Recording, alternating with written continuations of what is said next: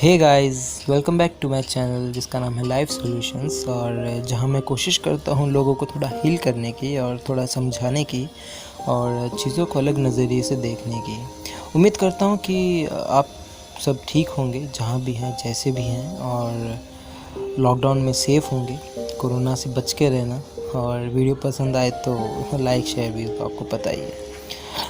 तो आज मैं कुछ एक ऐसे टॉपिक पर बात करने जा रहा हूँ जो बहुत ही आम है या हर घर में होता है, और वो टॉपिक है सिबलिंग फाइट्स। और मैं कोशिश करूँगा कि सभी एंगल्स को यहाँ पर लेके चलूँ। सो चलिए शुरू करते हैं फिर। देखिए, बचपन में जब हम अपने भाई बहन के साथ लड़ते थे किसी भी चीज़ को लेकर, तो माँ बाप उस टाइम ज़्यादा ध्यान नहीं देते थे। उन्हें पता था कि बच्चे हैं, बड़े हो जाएंगे, एक दिन एक दूसरे की कदर करना सीख जाएंगे समय के साथ। लेकिन ये जो समय है, ये ना समय बीता चला जाता है, लेकिन वो बच्चे कभी बड़े होते ही नहीं।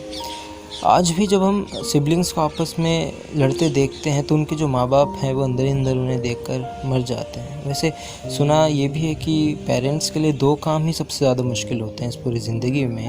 एक तो अपने बच्चों को कंधा देना, या फिर जीते जी उन्हें सामने सामने लड़ता देखना। मैं ज़्यादा इमोशनल लेवल पर तो नहीं जाऊंगा, लेकिन कुछ बातें हैं जो हर किसी को समझनी चाहिए। अगर आप समझ गए तो कभी मुझे लगता नहीं कि सिबलिंग फाइट्स होंगी आपके यहाँ, आपके पास। तो पहली बात ये कि मुझे नहीं पता कि आप जो वीडियो देख रहे हैं या जो इस ऑडियो को सुन रहे हैं वो क्या है। आई मीन पेरेंट्स भी हो सकते हैं, या कोई ब्रदर या सिस्टर या कोई सिबलिंग या कोई भी। तो इस इशू में हर किसी का अपना एक कंट्रीब्यूशन है और अपना एक पार्ट है जो हर किसी को प्ले करना है, और प्ले करना भी चाहिए। I mean in the family. तो ये जो सिबलिंग फाइट्स है ये होती कहाँ से है?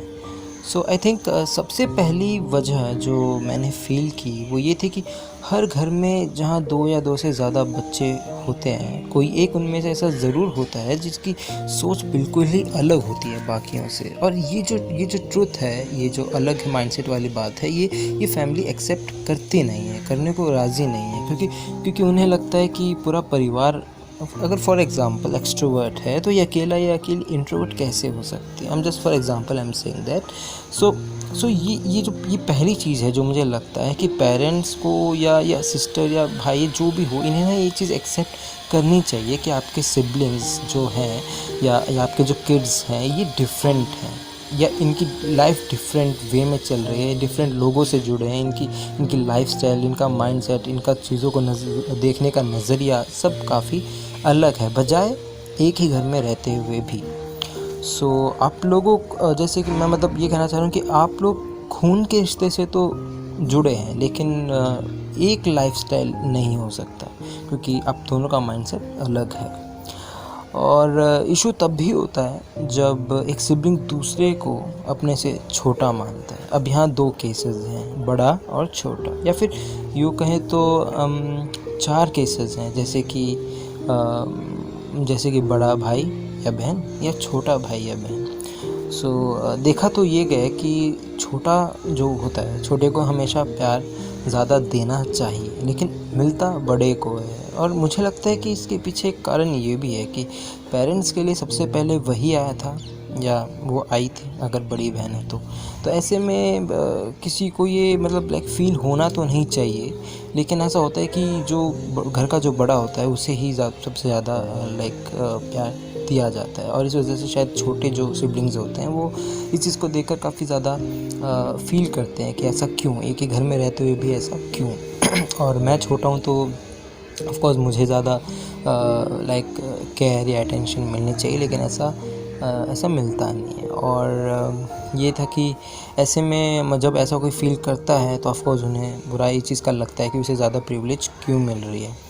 और ऐसा भी कि कई बार ऐसा भी देखने को मिला है कि जो पेरेंट्स होते हैं वो एग्ज़ाम्पल्स सेट कर देते हैं, लाइक कि बड़ा भाई ने ये कर दिया, बड़ी बहन ने ऐसा कर दिया, तो तुम ऐसा क्यों नहीं कर रहे। तो ये सब जो चीज़ें हैं, जो कंपैरिजन वाली चीज़ें, ये जो जज वाली चीज़ें हैं ना, ये ज़्यादा मुझे लगता है ये भी बहुत ज़्यादा इफ़ेक्ट करते हैं। तो पेरेंट्स को इन चीज़ों पर भी पहले ध्यान देना चाहिए, क्योंकि मुझे लगता है ये जो सिबलिंग के जो फाइट्स है ना, इसका जो बीज है, यानी इसका जो सीड है, ये आई थिंक पेरेंट्स की तरफ से सोन कर दिया जाता है, यानी बो दिया जाता है, और वहीं से ये सब की ज़्यादा शुरुआत होती है। और भी आके मैं पॉइंट्स अभी बताऊंगा, लेकिन ओवरऑल मैं ये कहूँ कि जो सिबलिंग फाइट्स होती है ना, ये होती तो सिबलिंग्स के बीच में है, लेकिन इनकी जो शुरुआत होती है ना, ये हमेशा एक्सटर्नल एरियाज से ही आती हैं, जैसे कि समाज हो गया, या फिर लाइक पेरेंट्स या कोई भी, और उनके लाइक फ्रेंड्स वगैरह भी ऐसे भी हो जाती है। तो यहाँ गलती सिबलिंग्स की नहीं है, यहाँ बल्कि पेरेंट्स की होती है। अगर वो इक्वालिटी की नज़र से ना, बजाय इक्विटी वाली सोच से देखें, तो मुझे लगता है कि फ्यूचर में कभी भी बड़ी लड़ाई भी ऐसी होगी। और अगर यही चलता रहा, लाइक यही मिसअंडरस्टैंडिंग चलती रही छोटे में, और पेरेंट्स बार बार इस तरह से एग्जांपल सेट करते रहे, या ट्रुथ को एक्सेप्ट ना करें कि भाई ये अलग क्यों है, या इसको ज़्यादा मतलब समझ रहे, जैसे तारे ज़मीन वाली बात कि बड़ा ऐसा है तो छोटा ऐसा क्यों नहीं है, ये सब चीज़ें भी हैं जो सिबलिंग्स के बीच में एक ऐसा बैरियर भी खड़ा कर देती हैं, जो उन्हें जब तक उन्हें समझ में आता है तब तक ना टाइम चला जाता है ये चीज़ें समझने के लिए। सो ऐसा भी होता है। तो अगर ये सब चलता रहा तो श्योरली ये जो गुस्सा है, ये जो अंदर अंदर की जो भड़ास है जो उनमें पैदा होती रहती है, धीरे धीरे ये लड़ाइयों में ना निकलता रहता है।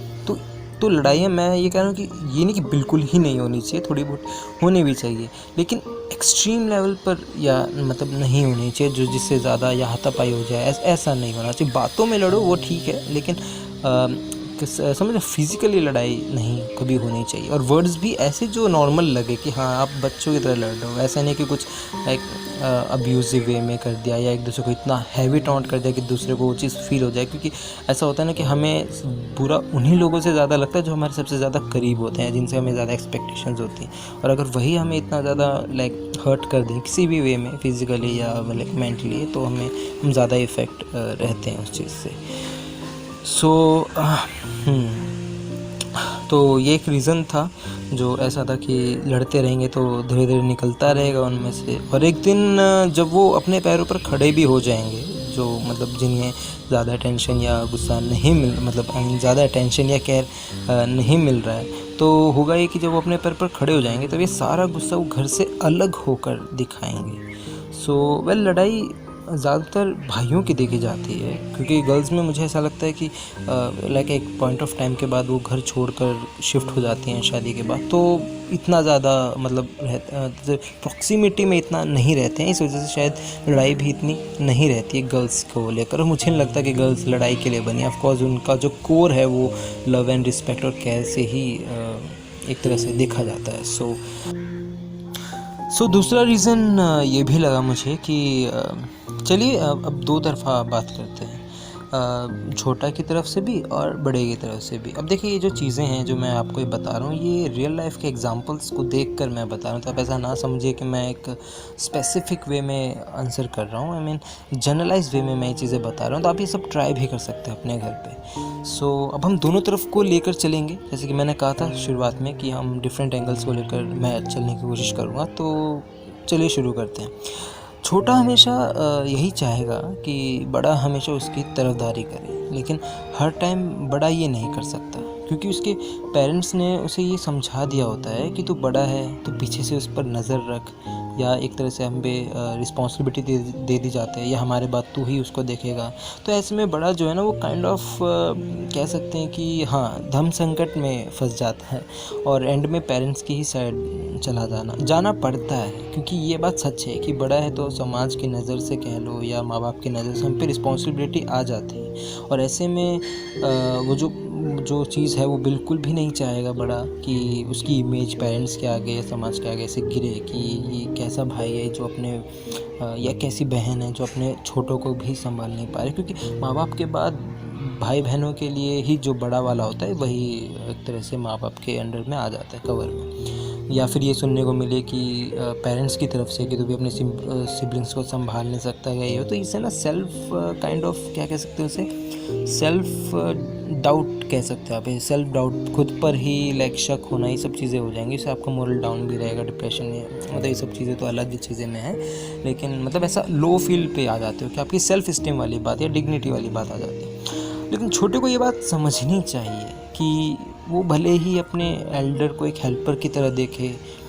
हम मानते हैं कि उसे माँ बाप के बाद बहुत ज़्यादा एक्सपेक्टेशंस होती हैं बड़े को, लेकिन वो हर टाइम आपकी हेल्प नहीं कर सकते, क्योंकि उनको तुम्हें बड़ा बनाना है ताकि लाइफ के इश्यूज तुम खुद संभालो या खुद समझो। हम हर टाइम आपके लाइक एक काइंड ऑफ क्या कह सकते हैं उसे, एक वो चीज़ होती है ना, बैसाखी टाइप में। हम वो नहीं बन सकते आपके हर टाइम, क्योंकि अगर हम ऐसा बन गए तो आपको आदत हो जाएगी हमारी। और इस वजह से हम ये भी सोचते हैं कि माँ बाप ने जो रिस्पॉन्सिबिलिटी दी हम वो भी निभाएं, लाइक मैं बड़े की तरफ से कह रहा हूँ, ये वो भी निभाएं और साथ साथ इस तरह से निभाएं कि जो छोटा है या जो छोटी है वो अपने पैरों पर खुद चलना सीखे, बजाय इसके कि हर चीज़ों में हमारी हेल्प मांगे। तो ये एक रीज़न होता है कि जो बड़ा है वो ज़्यादा हेल्प नहीं करता, और अगर करना भी होता है तो वो जानबूझ कर नहीं करता इस माइंडसेट के साथ। तो ये मैं आपको बता रहा हूँ, अगर आपके साथ ऐसा हो रहा है तो आप ये समझ जाएंगे, क्योंकि डायरेक्ट तो वो आपको बताएंगे नहीं इस वजह से। और जब ये चीज़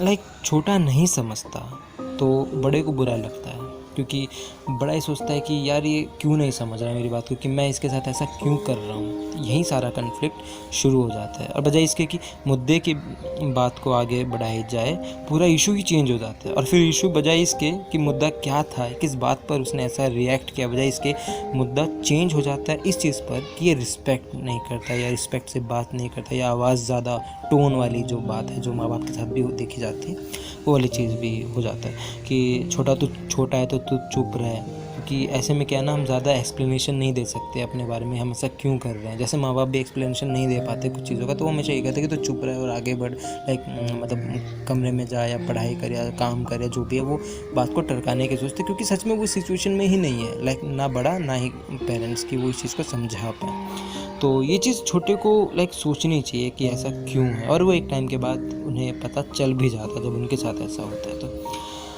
और ये भी कि छोटे को कभी कभार ये भी लगता है कि यार बड़ा है तो धौंस जमा रहा है मेरे पे, अपनी बात को जस्टिफाई करवा रहा है, छोटा हूँ तो सारे काम करवा रहा है। ये सब चीज़ें भी होती हैं जो मुझे लगता है बड़े को भी इस चीज़ पर ध्यान देना चाहिए कि उतना ही रस्सी को खींचे जितना उसकी कैपेबिलिटी है या कैपेसिटी है। ज़्यादा खींचोगे तो रिश्ता भी टूटेगा और रस्सी भी टूट जाएगी, आई मीन रिश्ता भी एक टाइम से ख़राब हो जाएगा। रहोगे तो एक घर के अंदर एक रूफ़ के अंदर, बट आई डोंट थिंक कि वो ज़्यादा काम आएगा आपके, या बातों बातों में ये सब लड़ाई इस वजह से होती भी रहती है। और सवाल ये भी है कि एक टाइम बाद बड़ा हो या छोटा, जब लाइफ में कुछ बड़ा कर लेते हैं तो अपने उस गुस्से को, यानी जो घर में आज तक होता आया है एक काइंड ऑफ, समझ रहे आप, जब कोई बड़ा कुछ कर लेते हैं ना तो ऐसे में क्या है, गुस्सा इस तरह से भी दिखाते हैं जब एक दूसरे को क्रेडिट नहीं देते, या एक दूसरे को ये दिखाते कि देख मैं यहाँ पहुँच गया या मैं यहाँ पहुँच गई, या मैंने ऐसा कर लिया तूने ऐसा नहीं किया। बल्कि हम एक ही जगह से शुरू करी, एक ही घर में रहते थे, एक ही खाना पीना, हर चीज़, फाइनेंशियल कंडीशन सब कुछ एक,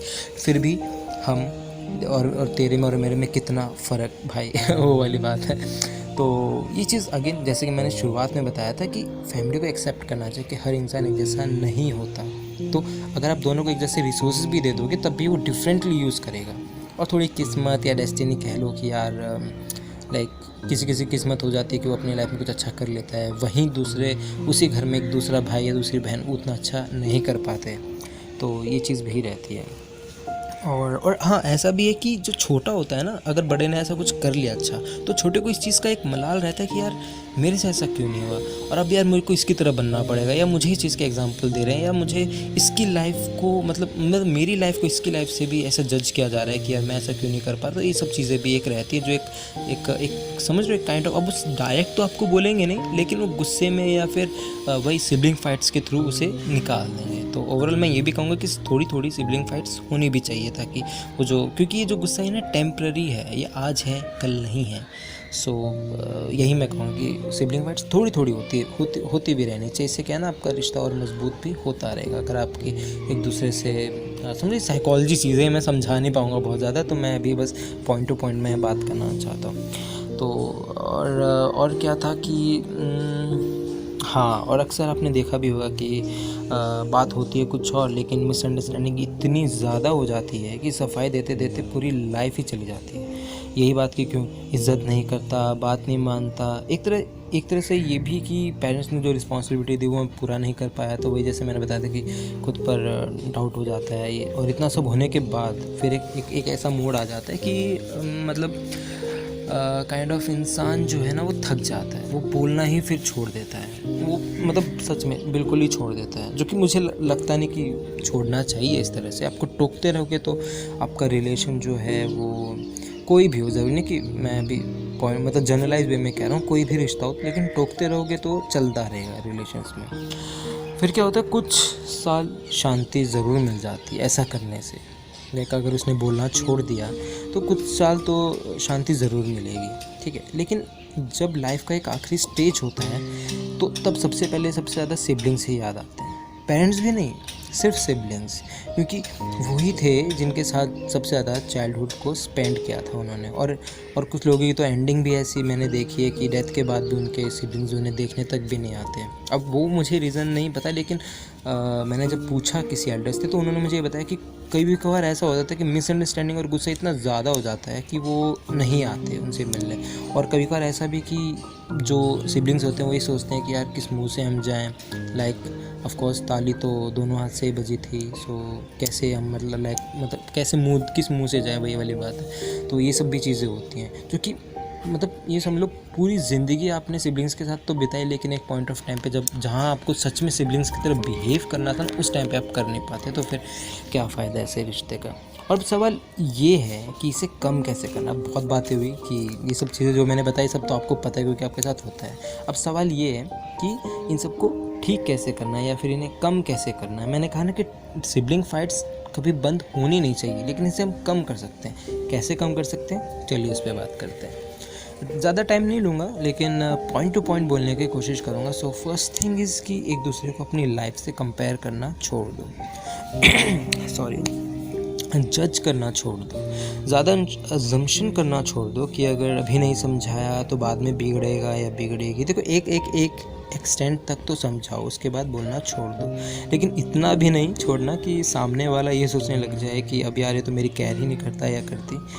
और इस चीज़ों को समझो कि आप बड़े हो या छोटे, लेकिन पेरेंट्स के बाद एक दूसरे के लिए एक दूसरे के लेफ़्ट और राइट हैंड बन जाते हो। तो ऐसा कोई काम मत करना जिससे आगे जाके आपको रिग्रेट हो, क्योंकि पेरेंट्स से ज़्यादा एक्सपेक्टेशन सिबलिंग से होने लग जाती है एक पॉइंट ऑफ टाइम बाद, जब हम अपने पैरों पर खड़े हो जाते हैं और घर से अलग हो जाते हैं। और हम हमेशा बोलते हैं कि समाज ऐसा है वैसा है, लेकिन जैसा भी है ये सही सिखाता है हमें कि भाईचारा रखो, ताकि कल को सिबलिंग्स के नाम पर आपको टॉन्ट ना मारा जाए, आपके सिबलिंग्स को टॉन्ट ना मारा जाए। जैसे कि अरे तुम्हारा बड़ा भाई शादी में नहीं दिख रहा, अरे तुम्हारी छोटी बहन इस फंक्शन में नहीं है, अलग रहने लग गई क्या।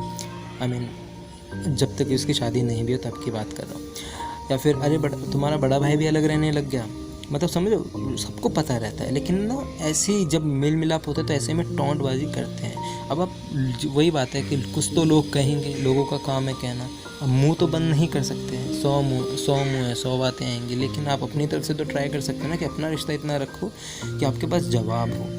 तो ये जो समाज है ये सब आपको सिखाता है और ये सीखना भी चाहिए, और ये डराता भी और डरना भी चाहिए, क्योंकि ये जो डर है ना ये बहुत ज़्यादा ज़रूरी है, घर चलाने के लिए भी और रिश्ते निभाने के लिए भी। वरना ये सारे जो टॉन्ट है ना ये एक्सटर्नल फैक्टर्स का काम करता है। जैसे मैंने बताया था ना कि सिबलिंग फाइट ज़्यादातर एक्सटर्नल फैक्टर्स की वजह से होती है, इंटरनल में नहीं होती।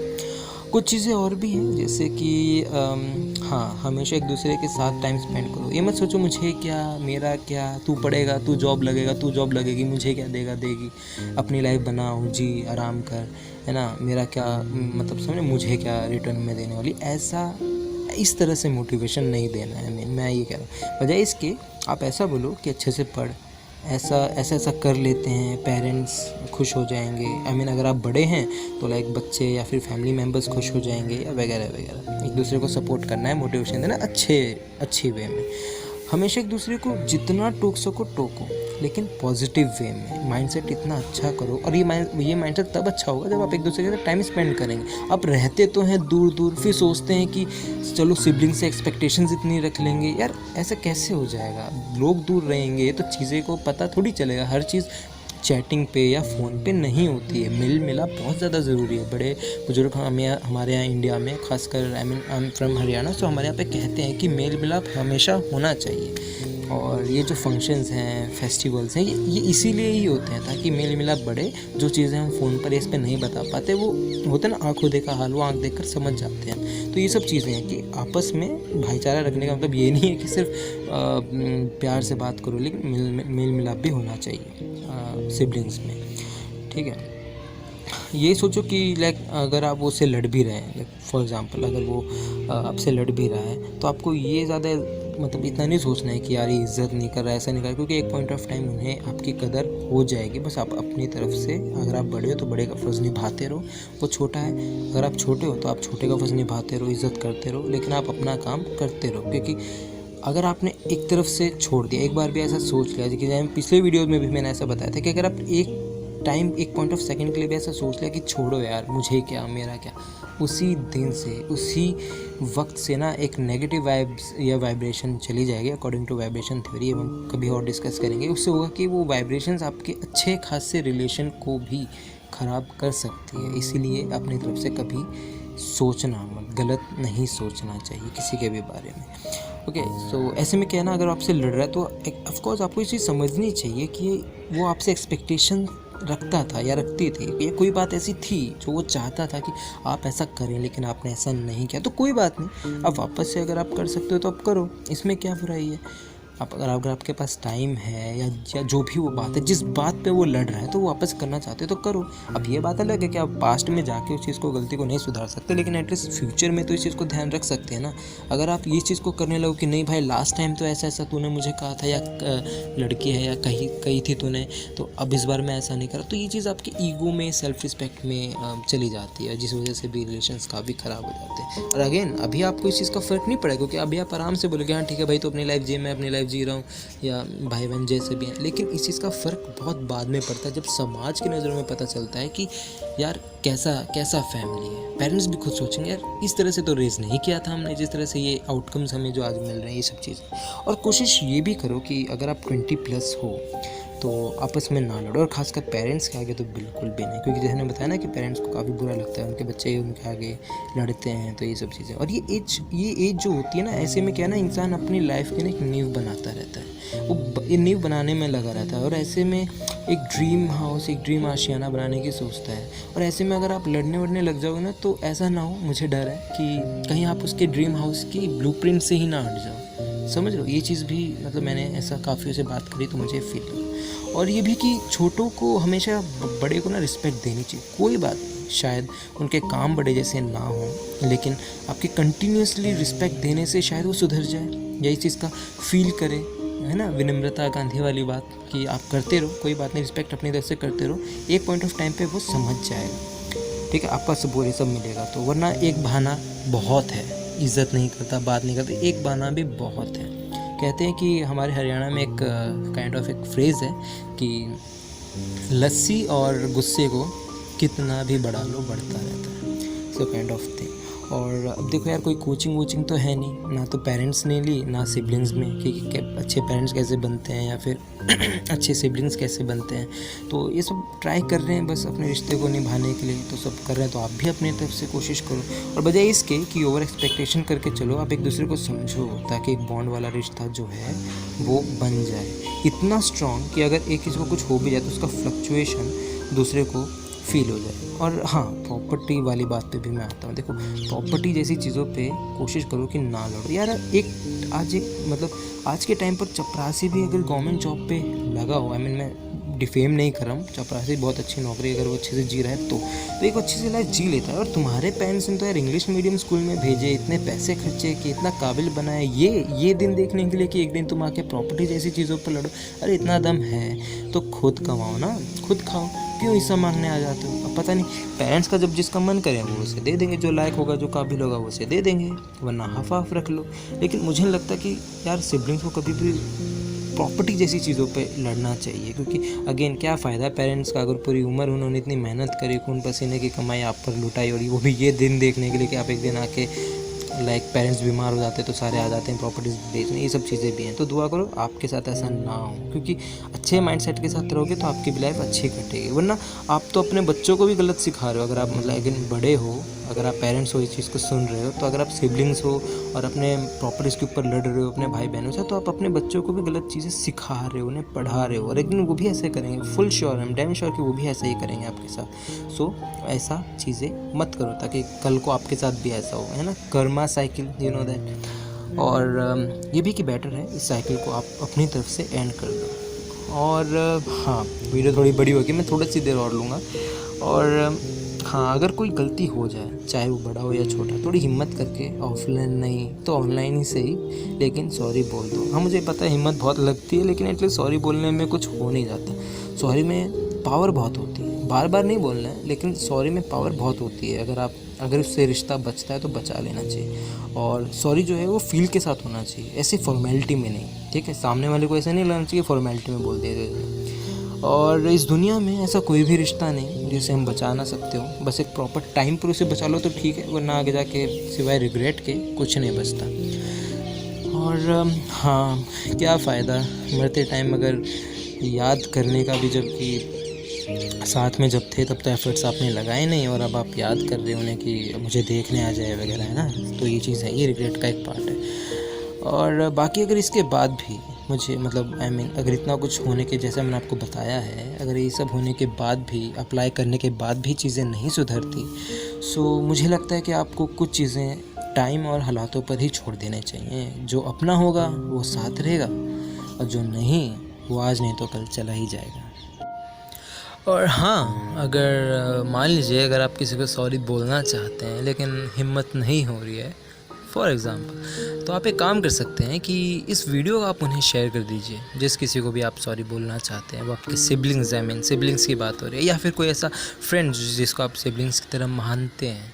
सो आप इन्हें वीडियो ही शेयर कर सकते हैं। सो या फिर हे सर, हे मैम, अगर आप इस वीडियो को देख रहे हैं या सुन रहे हैं तो, और अगर आपको ये वीडियो किसी ने शेयर किया है, सो ऑफ़ कोर्स वो आपको सॉरी बोलना चाहते हैं। सो आप चलो मैं उनकी तरफ से कह देता हूँ सॉरी। और कुछ भी जो भी गिले शिकवे हैं प्लीज़ माफ़ कर दीजिए, और वापस से लाइक पैचअप में आ जाइए। तो देखिए, रिश्ते और लाइफ ऐसे ही है, चलती रहनी चाहिए, ज़्यादा अच्छा है।